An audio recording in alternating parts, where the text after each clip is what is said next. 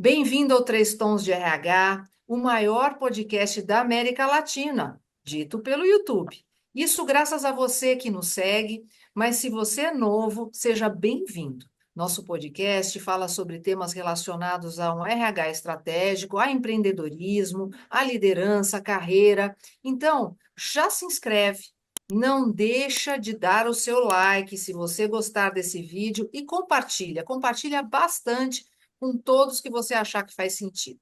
E este é a parte 2 de um podcast que nós começamos. Se você não viu, olha aí do lado a parte um, onde nós falamos sobre um tema que saiu no jornal Valor de dias atrás, que trouxe uma pesquisa sobre quais são as dificuldades dos novos gestores, as novas lideranças na organização.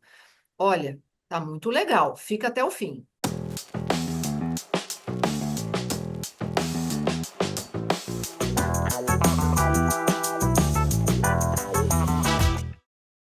Mas sabe, pessoal, tem um outro ponto que também apareceu nessa pesquisa que me chamou muito a atenção, que é um pouco da dificuldade desses novos líderes de equilibrar a vida profissional e a vida pessoal, né? A vida na família. E isso também tem gerado muito estresse.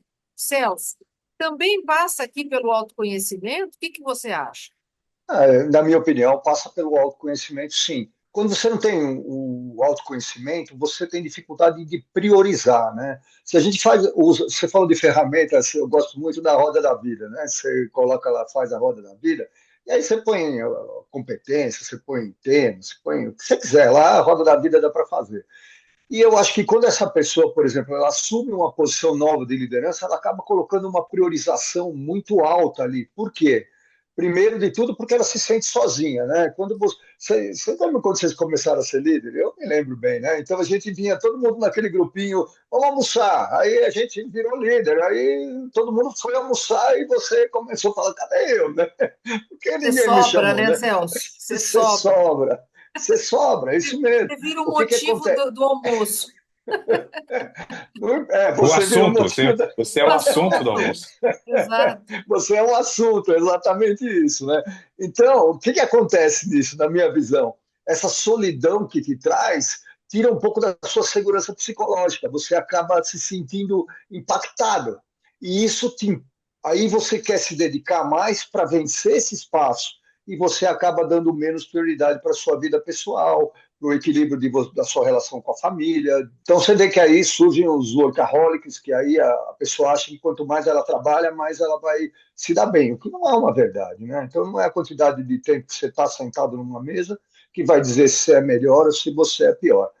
Na minha opinião, isso também vai passar pelo autoconhecimento. Uma coisa que eu acho interessante, né, que quando a gente pode olhar, é realmente quando você não tem uma segurança psicológica, você acaba se blindando. Aí você perde a escuta ativa, porque você já acha que como se é o assunto, todo mundo, você já acha que vem tiro, né? Então, assim, você já quer dar a resposta para se livrar daquilo. Então, você acaba perdendo situações importantes para te afirmar como um líder melhor, porque você está nessa insegurança que é o momento que te levou ali, né? E talvez tenha aí um ponto que as pessoas, quando elas se tornam líderes, crescem na carreira, assumem posições mais altas, elas viram mais vitrine também, né? Elas estão mais, obviamente, de uma certa forma, mais expostas, né? Então eu vejo que existe uma certa. As pessoas criam, né? Talvez seja isso uma coisa meio imaginária, assim. Cria uma sensação assim de ameaça, sabe?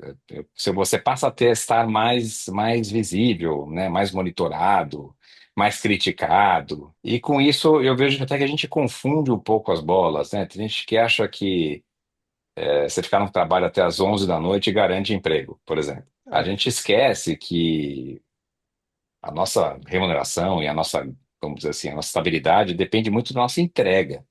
Mas isso não quer dizer que você precisa esquecer a sua família, né? Deixar de voltar para casa na hora do jantar, etc. e tal. Eu acho, nós todos estamos aqui nessa vídeo, já sofremos isso em algum momento de perda de qualidade de vida. né? E eu acho que, inclusive, as ferramentas hoje, principalmente pós-pandemia, para que você possa equilibrar isso de uma forma mais, vamos dizer assim, mais natural, elas estão aí. Hoje tem muita gente que até se recusa a trabalhar 100% presencial, né? As empresas também, umas já estão voltando atrás, mas muitas ainda estão trabalhando com 4 por 1, 3 por 2, etc., né? A tecnologia hoje permite a gente também equilibrar um pouco menor essa questão, né? De equilibrar a vida familiar com a vida profissional.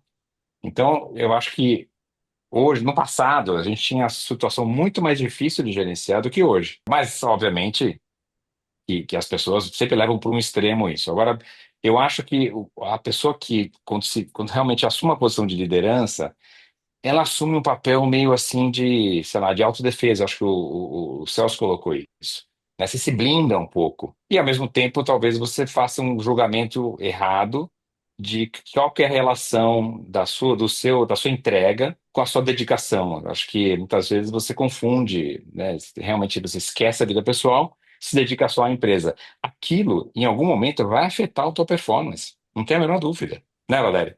Eu Verdade. acho, não tenha dúvida, eu acho que aqui tem muitas camadas, né? A gente não vai ficar o dia inteiro falando, a gente Nossa, escolhe, fácil. né, alguns recortes, Oh, né? Mas eu acho que aqui tem um ponto que ambos falaram que eu acho que vale sublinhar, que a história da autocrítica, né? Da segurança. Eu já vi muitos profissionais realmente trabalharem muitas horas adicionais, porque ele via e revia muitas vezes, né, aí a resultante do trabalho, refazia o que os funcionários faziam e deveriam fazer certo da primeira vez. Então, tem uma questão, talvez até um pouco de medo, né, ou de insegurança também, que pode contribuir para esse excesso. E aí, ter a consciência de que isso pode estar acontecendo vai ajudar bastante. Então, a autoanálise, no meu entendimento, deve vir antes da autocrítica. É você criar espaço para você analisar quantas horas eu trabalho, quantas horas de fato eu estou sendo produtivo ou estou retrabalhando. Aqui temos três engenheiros, né?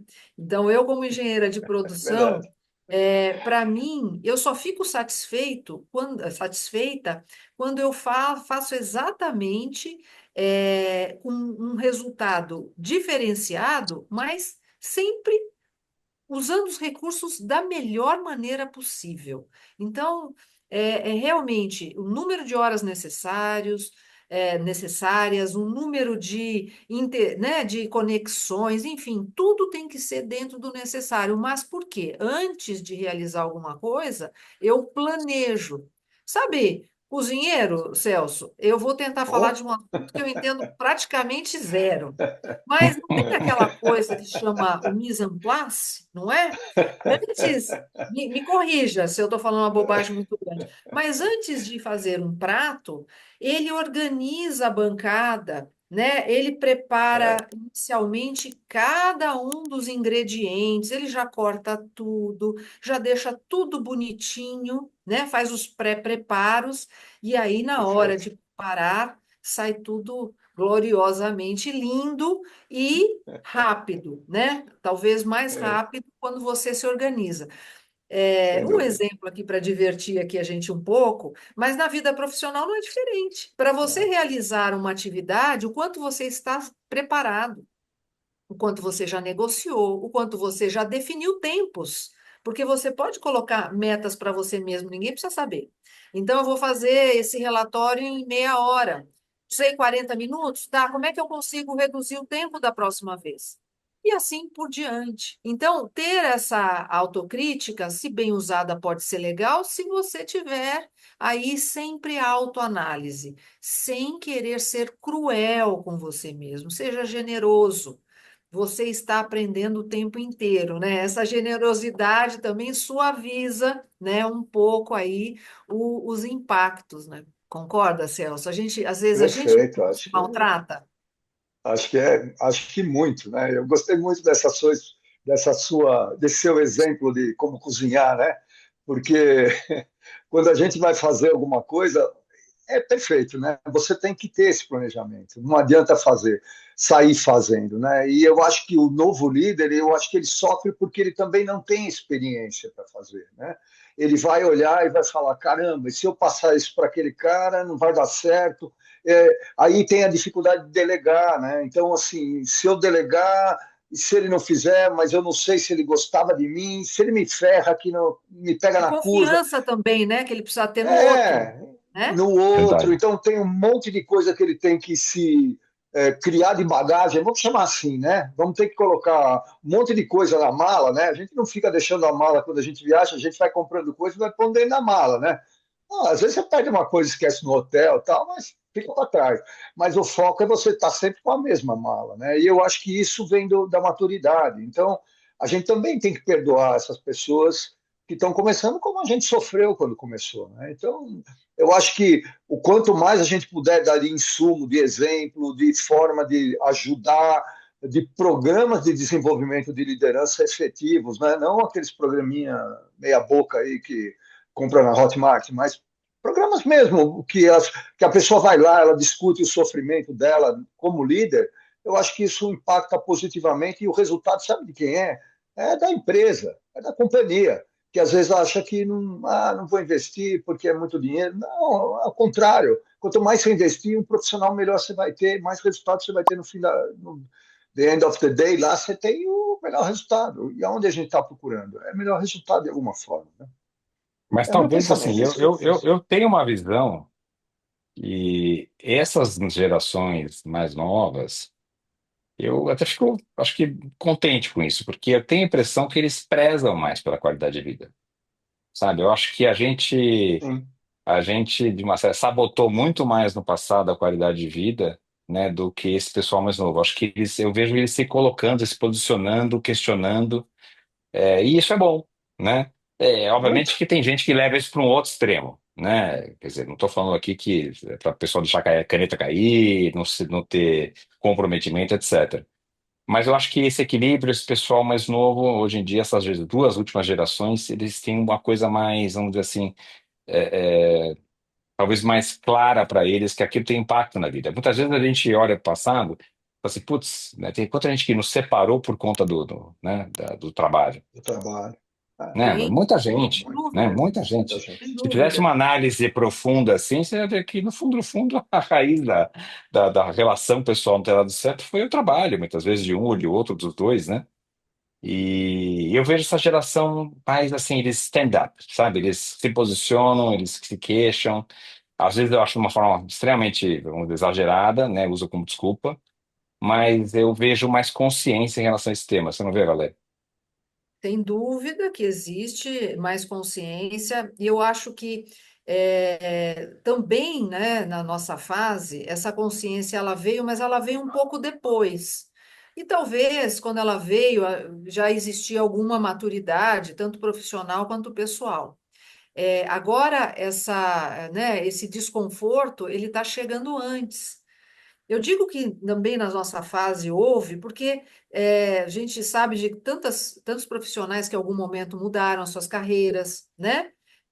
Repensaram sua vida, não quero trabalhar na empresa, mas isso aconteceu um pouco mais tarde. Essa discussão está acontecendo agora, no começo mesmo da trajetória profissional, o que eu acho muito interessante, essa reflexão sendo feita com profundidade só vai dar bons resultados. Eu acho que com realmente a mente aberta, a vontade de fazer as coisas de um jeito que façam sentido, em primeiro lugar, para si mesmo, né? Para o próprio profissional, a chance das coisas irem melhor é 100%. E uma coisa que é vital, o tempo que você passa trabalhando, seja na empresa, ou seja na sua empresa, própria, enfim, ele tem que te dar prazer. Não é que ele não vai ser desafiador, nem que ele não vai ter dificuldades. Às vezes, horas a mais serão necessárias, faz parte, né?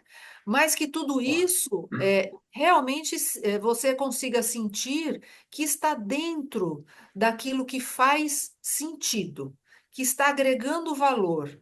E que alguns dias se fica mais cansado, mas esse cansaço valeu a pena. Quantas vezes a gente ficou cansado, mas a gente falou, puxa, nossa, eu estou cansada, mas que dia maravilhoso! Quanta coisa interessante eu vivi ou fiz. Eu acho que isso é um caminho que pode fazer sentido. Bom, se você gostou desse episódio, não deixa de dar o seu like e se realmente você tem comentários, não vai deixar de fazê-los. Escreve aqui para a gente. A gente pode fazer uma parte 3, né? E continuar essa discussão que pode agregar para você e pode agregar para quem você compartilhar esse vídeo. Muito obrigada em tê-lo aqui com a gente e até o próximo. Obrigada, Sérgio. Obrigada, Celso.